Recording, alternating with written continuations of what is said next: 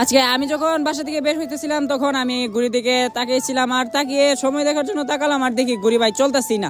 মানে মনে হয় ঘড়ির ব্যাটারি চার্জ শেষ হয়ে গেছে, তাই জন্য এখন আমি আবার নিচের থেকে ব্যাটারি এনে ঘড়ির মধ্যে লাগাতে হবে।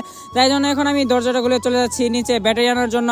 আর এখন বাসা থেকে বের হয়ে গেলাম, বাসা থেকে বের হয়ে নিচে চলে যাচ্ছি। নিচে নেমে আবার দোকান থেকে ব্যাটারি কিনে আনতে হবে, তাই জন্য নিচে থেকে ব্যাটারি কিনে এখন বাসায় এসে পড়ছি। মানে বাসায় এসে বললাম, আর বাসায় এসে কারেন্ট বিল দেওয়ার সাথে সাথে আমার দরজা খুলে দিল।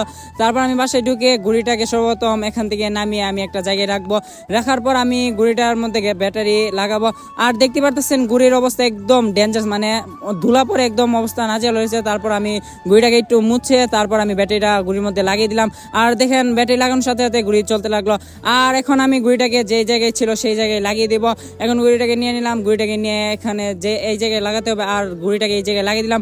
আর দেখতে পারতেছেন ঘড়ি চলতে লাগলো। আর আপনারা আমার চ্যানেলটাকে সাবস্ক্রাইব করে আমার সঙ্গে থাকেন।